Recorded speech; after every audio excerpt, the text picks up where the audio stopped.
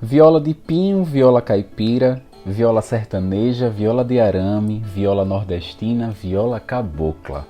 No universo da viola tem homem e tem mulher, tem pirralho e tem velhinho, tem som e tem silêncio. De minha infância guardo a imagem de uma viola marrom, recostada na parede do quarto dos meus avós. Me lembro de ir à casa da vizinha de noitinha ouvir homens e mulheres tocarem viola. Paredes verdes, violas diversas, a mesa do centro regada de cachaça e comida. E muita, muita risada. Se falava de tudo ali, desde o artista do momento ao movimento político que aquele grupo tomaria nos próximos anos. Os dedos corriam pelas cordas sem nem parar de tocar. A voz arranhava e rasgava o ar como uma faca molada. Hoje, vivo um pouco mais distante do meu avô, mas foi através da minha curiosidade por esse instrumento que encanta e canta que me aproximo dele. Mas não queria realizar esses encontros sozinho, e estou convidando vocês para irem junto comigo. Na primeira parada dessa Toyota, encontrei com Adelmo Arcoverde, homem entre passagens e deslocamentos. Adelmo é um homem entre a cidade e o interior, entre a arte e a academia, entre a guitarra e a viola.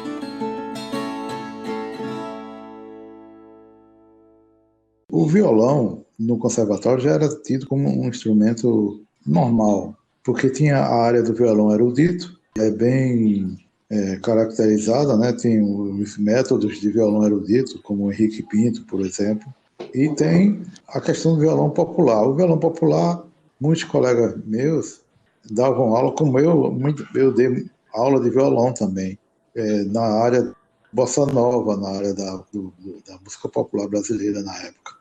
A escola, a gente usava como exemplo a bossa nova, o samba, alguma coisa da escola erudita para o aluno aprender a ler as notas na partitura para o violão, mas a viola tinha dois problemas.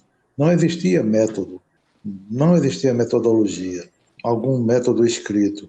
E também não havia, no Brasil, nenhuma escola, na época, que tivesse um curso de viola. A primeira escola do Brasil que passou a ter um curso de viola foi o Conservatório Pernambucano de Música, na época que eu comecei a dar as aulas. Isso era em que ano, mais ou menos? Isso foi no início dos anos 90. Certo, eu estava nascendo por aí. Foi, né? Foi. Foi de 92. Eu não sei se foi o ano que Collor foi caçado, um negócio assim. Eu sei que foi no auge. Collor foi, eu acho que Collor foi em 92. Pronto. Caras Pintadas, eu tenho quase certeza que foi em 92. Pronto. Foi no auge daquele governo maluco do Collor, certo? Que a gente começou a dar aula de viola. Então, depois foi que surgiu um curso de viola na escola, na Universidade de Brasília, com o Roberto Corrêa. Ele fundou um curso de viola lá. Mas a viola que ele fundou o curso lá era a viola chamada viola caipira, que é totalmente diferente da viola nordestina daqui, que foi a escola que eu criei. Eu lutei durante... Eu passei mais de 20 anos lutando para que o curso fosse fazer parte da grade, a inserção do curso na grade do conservatório.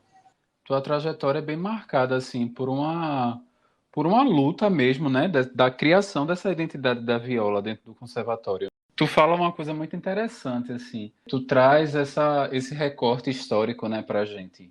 92 e a gente tá aí em 2021, eu acho que são... Né, a gente tá nesses períodos bem similares. Eu, particularmente, eu enxergo que a gente, como artista, a gente sempre tem nossas referências, né? Para tu, assim, nesses anos todos, quem foram as pessoas mais importantes com quem tu cruzou? Quem são tuas referências até hoje?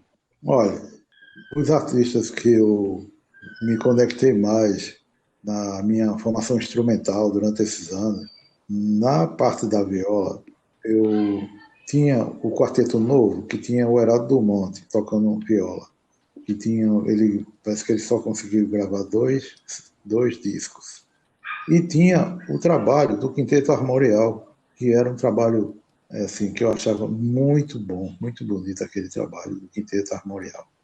Só que o Antônio Madureira, que era que tocava 10 cordas, viola 10 cordas no Quinteto Armorial, ele tocava viola por uma questão de formação do grupo. Mas o Antônio Madureira nunca teve uma identificação com a viola. Tanto é que ele é conhecido como violonista na área instrumental brasileira. Ele não é conhecido como violeiro. O Heraldo Dumont também, ele tocou viola com o Hermeto, no Quarteto Novo, mas o Heraldo Dumont é mais conhecido como guitarrista de jazz, não é conhecido como violeiro. É isso que eu estou falando, é a identificação com o instrumento. E o que aconteceu comigo foi que eu saí dessa área, por exemplo, na minha formação de instrumentista, eu tenho uma influência do rock progressivo, que eu ouvia muitas bandas de rock progressivo. E tem uma influência também, um pouco da influência do blues. Então, mas só que quando eu resolvi me dedicar completamente à viola, eu abandonei essas escolas. Embora eu tenha recebido a influência dessas escolas no meu trabalho, nas minhas composições. Então, as influências foram para esses dois músicos que eu te falei, o Heraldo e o Antônio, e músicos da década de 70 que eu gostava de ouvir, tipo o Jim Page, do Led Zeppelin, foi um cara que eu gostava muito. Eu me ligava nele quando ele começava a tocar música de influência oriental na guitarra. O Jimmy Page tem uma outra banda, uma outra banda que me influenciou muito, que foi uma banda inglesa chamada Gentle Giant. Essa é uma banda também de rock progressivo, que me influenciou muito na minha formação de instrumentista. Tu sempre pensou assim, Adelmo, desde a época lá no início, teu primeiro contato com a viola? O meu primeiro contato com a viola foi uma. Eu posso até contar a você a Por história de favor, por como foi que eu, favor. como foi que eu entrei em contato com a viola. Veja só, nos anos 70, eu tocava guitarra. Aí, naquela época, o músico que tocasse guitarra, ele tinha que tocar baile. A gente ganhava o dinheiro da gente tocando baile nos fins de semana. Os clubes, as pessoas gostavam de dançar. Então a gente tocava baile. Para a gente tocar o baile, a gente tinha que estudar, pegar músicas da Jovem Guarda, tipo Renato Sebukepes, Roberto Carlos, The Fever, as bandas da época, os Folhas. Mas só que quando eu estava quando eu não estava tocando com o conjunto, eu ficava tocando músicas dessas bandas, sozinho, praticando. Então, o que foi que aconteceu? Minha família, a gente foi morar em Recife, e eu ficava no terraço, minha mãe dizia assim, meu Deus, o que é que vai ser? A minha mãe achava que não ia dar, minha mãe achava que não ia dar para nada, cara, sabe? Entendeu? Cabelo, cabeludo, só usava, parecia um hippie doido. Tu tinha quantos anos? Deu uns 18 anos por aí. Aí a minha mãe dele, meu pai chamava Fernando, eu fazia Fernando, o que é que vai ser desse menino? E eu ficava o dia todo agarrado, tocando no terraço, fumava pra caramba, beleza? Aí eu, um dia eu estava sentado no terraço, chegou um carteiro. Aí ele chegou, me viu tocando e disse assim, olha, você quer trocar esse seu violão numa viola. Aí eu disse assim, quando você vier aqui em casa trazer alguma correspondência, traga a viola para eu ver. Aí ele trouxe uma viola, que a gente chamava de... A gente chama de violão dinâmico. É um violão diferente do violão normal, que você conhece talvez. O violão normal, ele tem uma caixa oca. O violão dinâmico, ele tem uma bacia de alumínio dentro, que as cordas passam por cima, e essa bacia de alumínio é que dá o som. Aí ele chegou com essa viola, disse assim, quer trocar? Eu disse, eu quero. Pode levar meu violão. Ele me deu a viola, eu botei uma afinação de viola diferente. Quando eu comecei a tocar essa viola, aí eu comecei a compor. Eu fiz, eu fiz uma música chamada Dança da Morte.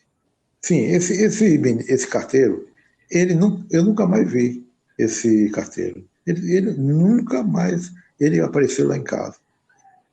Era o mensageiro do destino pra tua vida já. Pois é, esse rapaz, eu fiz assim, meu Deus, cara, aí um cara gente boa, rapaz, bom conversador. Aí o que foi que aconteceu? Eu fiz essa música, A Dança da Morte, e comecei a minha parceria com esse meu amigo de Juazeiro, que chamava Zé Flávio. Zé Flávio fez assim, a gente compunhamos juntos, a gente teve uma parceria que durou muito tempo. Quando foi um dia, ele chegou para mim e disse assim, olha, Adão, tua música foi classificada para a final. Eu disse, que música? Ele disse, A Dança da Morte. Eu disse, eu pedi, e tu me pedisse para escrever a música. Mas, Adelmo, eu escrevi, deu tudo certo. E eu escrevi também. Tinha uma música minha e dele que chamava A Espada Encantada do Reino Colonial. Ele escreveu também, entendeu? Aí a gente foi tocar e a gente ganhou os 2 prêmios. A gente ganhou 2 prêmios nesse festival, certo? Esse festival era aqui em Recife. Foi promovido pela Fundarp na época, em 1982. Aí Como era o nome desse festival, Adelmo? era Pernambuco Música Hoje, era o nome do festival. E tu sempre morou aqui em Recife? Não, eu morava no interior, eu morei muito tempo no interior, fui criada no interior. Aqui, que eu voltei a morar aqui em Nazaré da Mata, Sim. certo? Aí quando a gente ganhou esse prêmio, a gente recebeu uma grana, né? Certo? Que a gente nunca tinha recebido uma grana igual aquela. Hoje seria em torno de 50 mil. Foi um prêmio muito bom. Oxe, Foi. era bom mesmo, muito bom. Então, mas aí, quando a gente recebeu a grana, aí a gente brigou. Eu e ele, a gente brigou. Quer dizer, a gente brigou porque ele tinha uma concepção assim. Ele dizia, Adelmo, se você quiser ganhar dinheiro comigo, a gente vai lá para a pracinha do diário, botar uma cuia no chão para o povo botar moeda para a gente. Eu disse, mas bicho, a gente está fazendo um trabalho tão bonito, porque a gente vai para um teatro, tem um teatro, antigamente tinha um teatro do Parque, que era um teatro altamente democrático, que a gente podia tocar à vontade. Ele disse, não, porque era assim, o Zé Flávio, ele era comunista daquele assim, não admitia que o artista juntasse dinheiro para nada. Ele queria viver, sabe aqueles caras que toca na rua? Sim, Pronto, ele sim. queria ser aquilo ali. Pronto, ele queria que a gente fosse ter aquele tipo de trabalho ali, tocando na rua, como hoje em dia a gente vê tanto por aí, né? Entendeu? Sim. Aí terminou a gente brigando, a gente se separou por causa dessa história. Quando houve a nossa briga, a nossa separação, que não foi eu, foi ele, que não admitiu que a gente fosse tocar em teatro, aí coincidiu de eu receber um telegrama em casa. Nesse telegrama tinha uma pessoa me convidando para ir numa determinada repartição pública que queria falar comigo. Aí, quando eu li o telegrama, eu chamei minha irmã mais velha e disse a ela chamava Teresita, minha irmã mais velha. Eu disse, Teresita, olha, esse telegrama aqui está me chamando para ir nesse canto. Você vai comigo, porque se eu ficar preso, você vem chamar meu pai para me soltar. Porque a gente estava na ditadura, entendeu? Sim. Isso era Isso, 74, 75, não, era porque isso? a ditadura não durou até 85. Sim, Isso sim. foi em 82, então era na época talvez de Figueiredo, sei lá, início de Figueiredo, final do outro, entendeu? Sim. E tu músico, né? Ali, Eu, essa músico, eu movimentação. cabeludo, vestido feito um hippie, feito um doido, entendeu? Gostava de andar com uma bolsa de couro pendurada, cheia de coisa dentro. Aí, Pronto, era o terrorista para eles, né? para eles, aí ela disse, eu vou com você. Pronto. E naquela época não tinha celular, né, cara? Sim. E a gente nem telefone tinha em casa. A gente não tinha condição de ter uma linha de telefone que era caríssima, entendeu? Aí a Uhum. minha irmã foi comigo. Aí eu cheguei lá, era o Cid Almeida, que era maestro na época, era o diretor da Fundarp. Ele, quando me viu, fez assim, quem é você? Eu disse, eu sou Adel Marco Verde. Aí ele disse, eu chamei você aqui, não foi, não sei o quê, porque esse povo me via usando a maneira que eu me vestia, o cabelo lá embaixo, tudo mais, eu achava meio estranho, né? Aí eu cheguei, tinha duas senhoras conversando com ele. Virou, ele disse assim, olha, eu nunca vi alguém tocando viola como você. Eu tenho um emprego para você. Aí eu disse, olha, maestro, eu agradeço, mas se for para tocar em boate, se for para tocar em clubezinho, eu não quero não. Eu quero minha música, não tem nada a ver com esses lugares. Ele fez, não, você vai para o conservatório. Vê só. Quando eu cheguei, ele disse o dia do primeiro ensaio, quando eu cheguei no conservatório, já estava formada a orquestra, eu sentei, já fui ensaiando, entendeu? Foi assim que começou. Tu sempre tivesse essa visão assim, né, de querer tocar para em um espaço, né, um Sim, teatro, o conservatório, pelo que eu percebo tu falando, sim. né, tu sempre foi esse jovem, mas com essa visão mesmo, né, com esse desejo de estar lá. De- Quando eu digo estar lá sim, é nesses espaços, né? sim. Porque eu sempre tive uma. Eu usaria, eu sempre fui um idealista. O Sim. idealista, ele não está preocupado se vai ganhar dinheiro, se vai ficar rico, se não vai. Ele quer fazer aquilo que ele gosta. Ele acredita no que ele faz. Então eu sempre fui dessa maneira. Eu sei se eu ainda vou, na minha cabeça, se eu ainda vou fazer com que a viola seja um instrumento de concerto, das pessoas sentarem para ouvir, entendeu?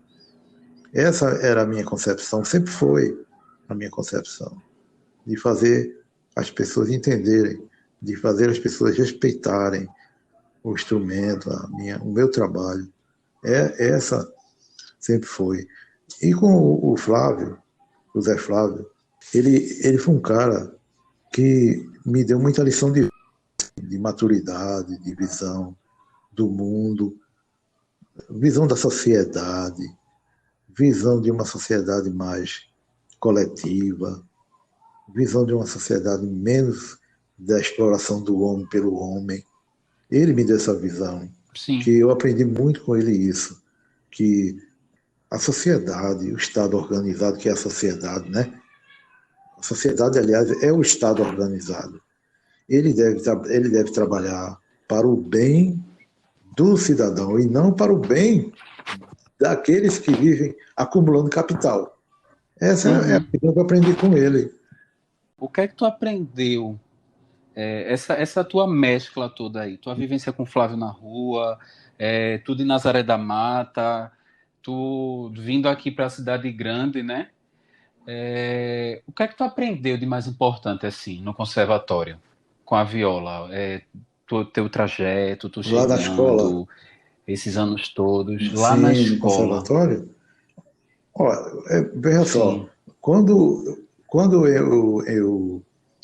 eu entrei no conservatório, eu sabia ler música muito pouco, porque eu havia feito prova da Ordem dos Músicos para tirar a carteira profissional, né? Que na época era obrigatório o músico ter carteira de músico, pela Ordem dos Músicos. Aí eu tinha estudado um pouquinho de música. Eu entrei no conservatório assim.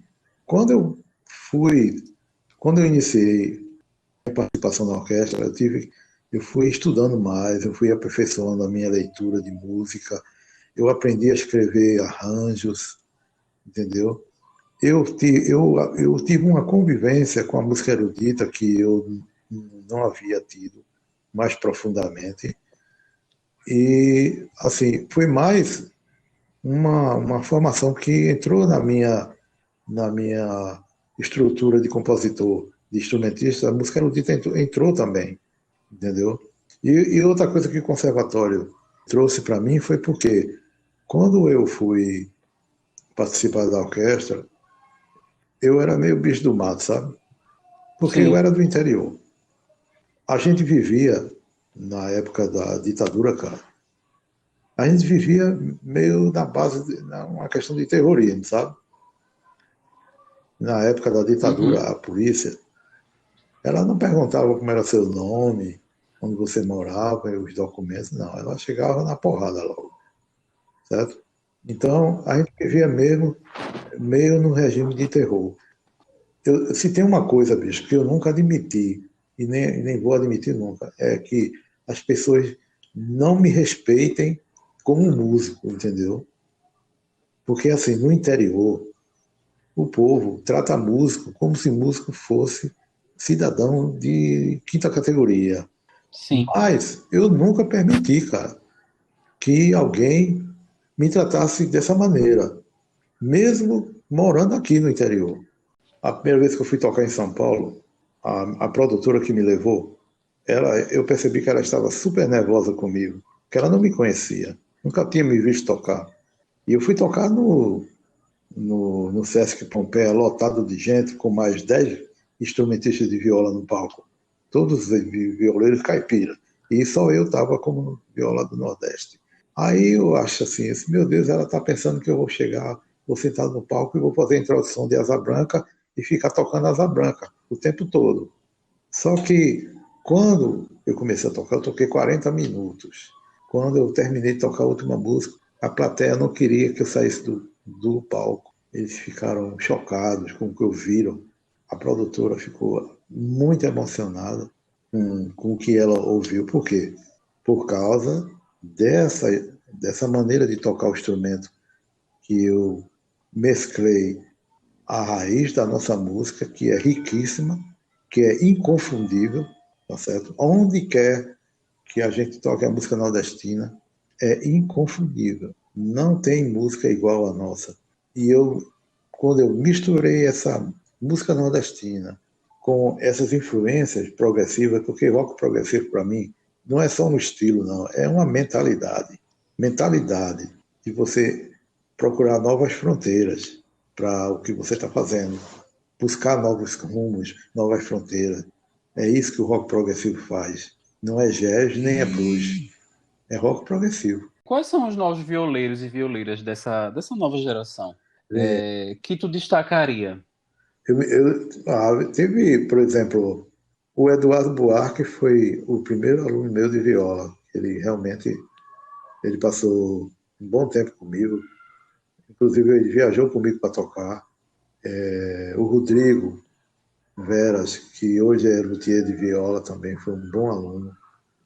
O Igor também é um menino que estudou viola comigo. A Laís, que hoje a Laís está tocando, está seguindo uma carreira muito boa. A Laís foi uma surpresa muito boa para mim, porque ela entendeu bem essa filosofia, na questão do idealismo, né? Ela Sim. assimilou bem essa questão. Mas o importante, sabe o que é? O importante é o aluno que passou por mim, ele passou a olhar mais para o lado espiritual dele, entendeu? Então tu tá me dizendo que nessa tua ideologia com a viola, assim, o que eu tô aprendendo contigo hoje, na verdade, né? Sim, A viola, além da gente acessar questões históricas da gente, né, dos povos que atravessam a gente, é uma porta para a gente acessar o nosso lado espiritual também. também. Eu acho muito bonito quando tu fala isso, assim, Sim, porque eu acho que transcende algo que tu falou lá no início também, que a sim, música ela é isso que transcende, né? Sim, E aí eu fico me questionando se sim, essa geração agora, sim. 2021, tu sente que se perdeu um pouco o interesse pela viola? Eu vejo assim, cara, que essa geração século XXI é uma geração que se preocupa muito com as coisas aparentes, sabe? Uhum, sim, Se preocupa demais com essas coisas aparentes, se preocupa demais com a questão do modismo, entendeu? Se não, vamos voltar para a palavra idealismo, entendeu? Não tem essa questão do idealismo. E outra coisa que eu acho, essa geração do século XXI, ela está misturando muito mística, idealismo com ideologia, entendeu? entendi. Não é uma questão de ideologia, não é. É uma questão espiritual, é uma questão de idealismo da pessoa. Olha, vou contar uma para você. Na época que eu estava na banda Pai Corda, chegou um rapaz magrinho, com um tenor usado, me apresentou ele. Aí disseram assim, Adão, a gente quer te apresentar um menino que está começando agora a tocar, e eu queria que tu conhecesse esse. Quem é esse? Vem cá, Spock. Aí me apresentaram, era Spock, cara. Nada mais, nada menos, né? Somente. Novinho, um instrumento usado, velho, mas ele estava começando, né? Quando, nessa noite, quando ele foi fazer parte da. A gente tinha um grupo de metais na orquestra, que tocava com a gente, era ele, Coloral de trompete, certo? Certo. E o trombone era Flávio. Flávio está aposentado agora. E o Coloral parece que não toca mais. Eu cheguei para o Spock, teve uma noite, quando a gente terminou de tocar, eu disse, olha, cara, quando você for tocar, toque com seu espírito, com sua alma. Não é questão de técnica não, cara. É questão de alma, de você botar alma no que você está fazendo. Eu disse para ele. A gente conversou um bocado, sabe? Ele estava começando na Sim. época. Aí vem o que acontece. No ano de 2000, agora no ano de 2013, por aí, nós fomos tocar com ele no Teatro Santa Isabel, bicho. Ele Já era o já era o Spock, né? Que Spock. a gente Foi. conhece, né? Aí a gente tocando com ele, aí teve uma hora que ele parou de tocar e disse assim, eu queria falar uma coisa para vocês. Tem um cara aqui na orquestra que, que eu, hoje o que eu faço, eu devo muito a esse cara, porque ele, lá no passado, ele me deu um conselho e hoje eu sou o que eu sou, o carro do conselho desse cara. Aí me chamou, cara, vem cá. Aí me contou a mesma história que eu estou lhe falando, ele contou para o público na hora, né? Entendeu? Vê só. E tudo se debulhou em lágrimas. Rapaz, eu fiquei todo arrepiado. Ó. Ô, rapaz. Adelmo, é muito bonito assim como tu fala, porque tu relatando, eu Sabe, ligado? enxergo que que tu alcançou o lugar que tu sempre quis. Sim, Tu chegou no Conservatório Pernambucano de Música, sim, tu conquistou os festivais, foi. tu tocou no Santa Isabel, Toquei, tu tocou no Teatro do Parque, toquei, tu viajou. viajei. Velho, é muito bonito assim. E eu percebo, Sim, se eu tiver enganado, que você me corrija, obviamente, que é uma transição de missão de vida mesmo. né, cara? A tua viola eu enxergo como tua visão, tua missão de vida, sabe? Sim, Tu consegue passar para as pessoas o ensinamento da viola. Tu tem um. Eu percebo que tu tem um respeito muito grande por essa nova geração. sim. Porque os estilos vão se mesclando, né? Ah, Um dia tu já foi uma nova geração, sim, claro, né? claro. E aí eu te pergunto, a geração de hoje, tu sente uma interferência, né? Essa responsabilidade de, nossa, eu tenho como referência a Delmo de Arco Sim, Verde, né? tem, sim. Você tira por ele, né? Uma pessoa que não, ele Sim, não é violeiro, ele toca outro instrumento, mas ele reconhece assim a mentalidade dele mudou com a nossa conversa, né? E ele guardou isso, ele hoje é o músico que é, né? Entendeu?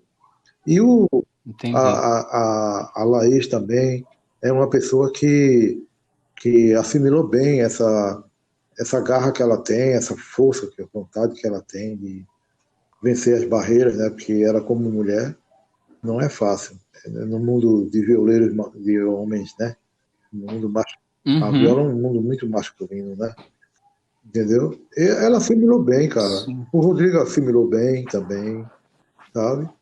Eu, Então tu gosta de estar ali no meio dos jovens, né? eu gosto, sim, cara. Eu passei por uma experiência como professor teve um ano que eu cheguei no conservatório e tinha um cara, velho, um velhinho, bem matutão, cara. Aí ele dizia assim: é você que é Adel, mas sou eu. Eu quero me matricular para estudar viola com você. Aí eu olhei pro, Ô, aí rapaz. eu olhei pro pessoal assim: meu Deus, esse cara não sabe ler nada na partitura. O que é que eu vou fazer com esse homem? Aí eu disse assim: tá certo, o senhor fale com aquela pessoa ali, olha. E tá certo. Aí ele foi falar com ela. Aí depois que eu resolvi minhas coisas, ela estava ele de novo. Olha, seu professor Adel, eu quero estudar viola com o senhor. Eu sigo e você conseguiu se matricular. Eu vou fazer um teste com o senhor, tal dia. Aí ele chegou, meu Deus, com a violinha dele, começou a tocar. E eu disse assim, muito bem, está aprovado. Eu nem fiz o teste, está aprovado. Ele ficou contente. Eita, vou estudar com o senhor, seu Adel. Que coisa boa. Aí ele, qual é o dia? Aí eu, vamos combinar o dia. Aí tinha um dia lá, ele chegou. Aí ele fazia, eu tentei de tudo, rapaz. Porque assim, cada aluno tem uma maneira de você fazer ele assimilar o material. Nenhum aluno é igual ao outro. Cada um tem uma maneira de você passar o conhecimento para ele, do instrumento.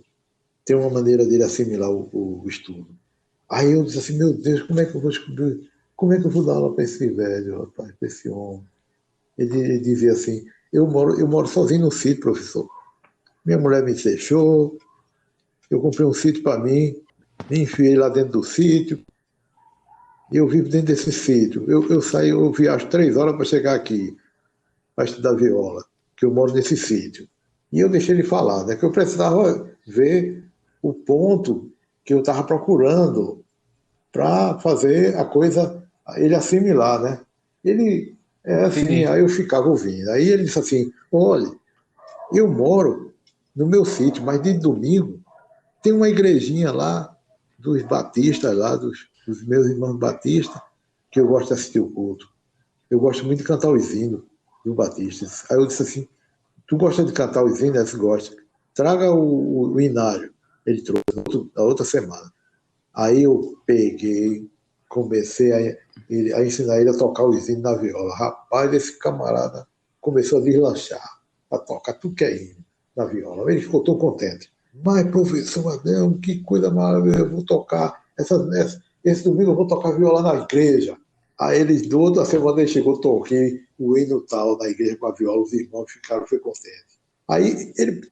É, Tu, tu fizesse o movimento pô, inverso, né? Tu, ao invés de ele se adaptar à tua metodologia, tu foi se adaptando à foi, metodologia cara. Aí dele. ele. Quando o curso só durava 2 anos, sabe? Porque era um curso de. Chamava de. Como era o nome do curso? Era de extensão. Curso de extensão. Aí quando fez 2 anos, aí me entregaram um papel para ele assinar, né? Aí eu disse assim: olha, eu estou com esse papel aqui para você assinar. Aí ele disse: que papel é esse, professor? Eu disse: olha, infelizmente, já faz 2 anos que você está aqui comigo, a escola disse para você parar. Você não vai poder mais continuar comigo, porque o curso só dura 2 anos. Mas, rapaz, ele ficou tão chateado com a escola. Ô, rapaz. Mas por que Mas ele se não formou? chegou? Chegou a se Não, ele formar nesse curso? ficou só tocando os hinos na viola, mas ele tocava tão bem. Aí ele deslanchou, ele começou eu consegui fazer ele entender o sentido místico da viola usando os hinos, entendeu? Porque Entendi, quando toca, entendi. quando bate na viola, ela tem um som característico dela que chama. Aí foi assim que eu consegui. E o último aluno que eu tive era cego. Foi muito interessante também. Foi muito bom. Gostei, viu? Tu já deu aula na universidade, Não, Adelmo? eu fui convidado algumas vezes para tocar, né? Aqui na Universidade de Certo. Recife, na Universidade Federal, uma vez me convidaram, uma semana falando sobre o Nordeste, cultura do Nordeste. Aí eu fui convidado para tocar numa sala. A professora, eu não sei, não me lembro quem foi que me indicou para ela. Aí ela me convidou para falar sobre a viola, sobre a cultura do Nordeste, essa área da cultura musical nordestina, né?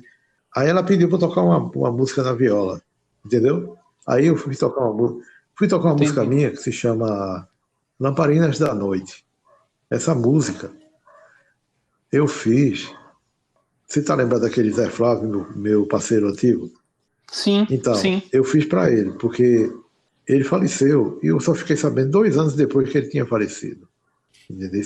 Eu fiquei muito sentido com a morte dele, porque ele sumiu, assim, não quis mais saber de trabalhar comigo. Voltou para. Eu não sabia nem que ele estava lá em Juazeiro, com o pai dele, e ele teve problema no cérebro e faleceu. Aí eu fiz essa música para ele, o Lamparinas da Noite, que eu, a música começa com uma excelência, ou um bendito, que são as melodias que as mulheres cantam nos enterros, entendeu?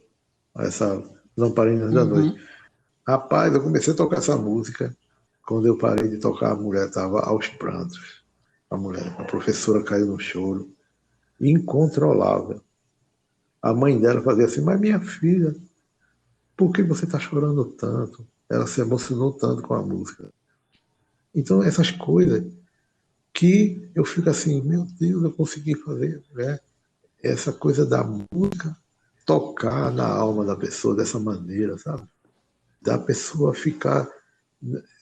Não tem eu não falei nada para ela, foi só uma melodia que fez ela ficar naquele estado, entendeu?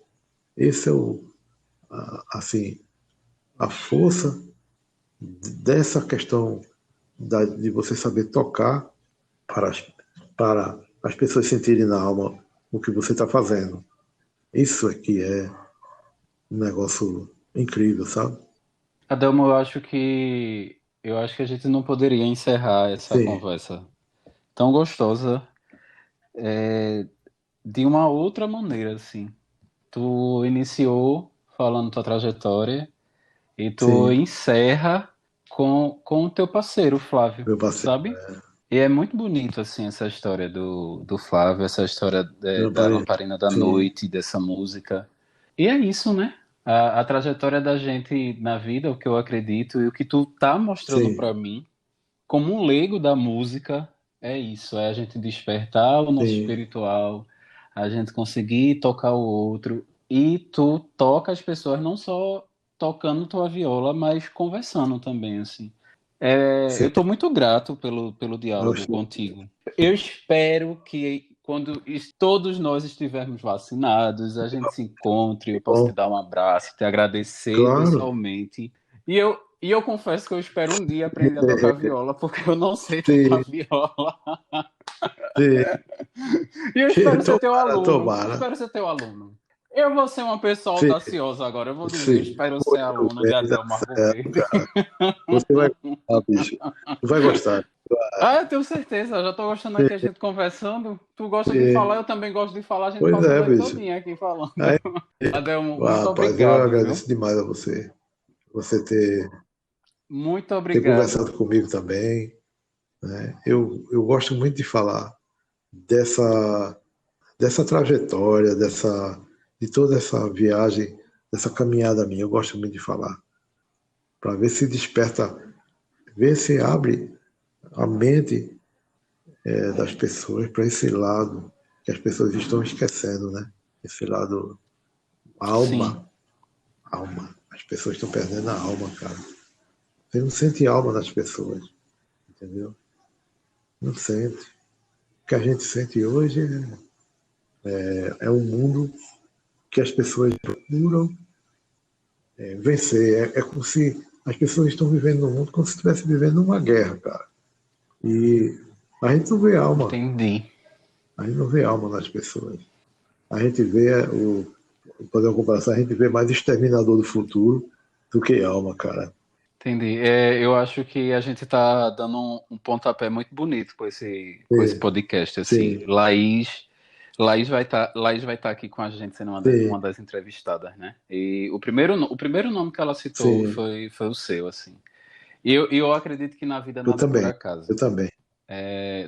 Do mesmo jeito que as almas estão aí ao teu Sim, lado, conversando comigo e conversando contigo, elas estão aqui sim, ao com meu lado certeza. também.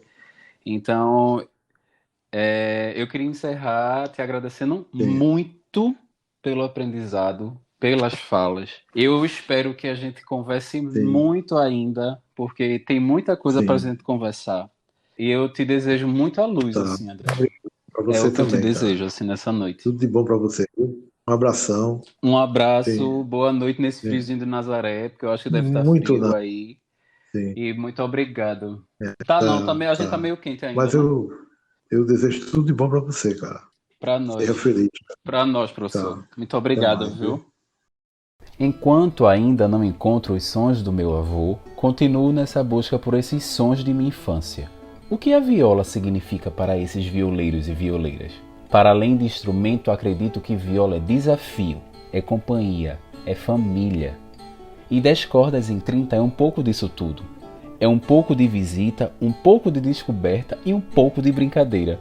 Aqui você vai ouvir histórias de personagens e sonoridades tão imensas que não cabem no tempo do relógio, mas no tempo do encontro. Um cheiro e até o próximo episódio. Este podcast é uma produção Canela Vermelha. Direção e edição Alex Carvalho. Roteiro Márcio Andrade. Produção executiva Ivo Rafael. Vinheta e assessoria de conteúdo Laís de Assis. Identidade visual Karina Freitas. Criação e apresentação Domingo Júnior.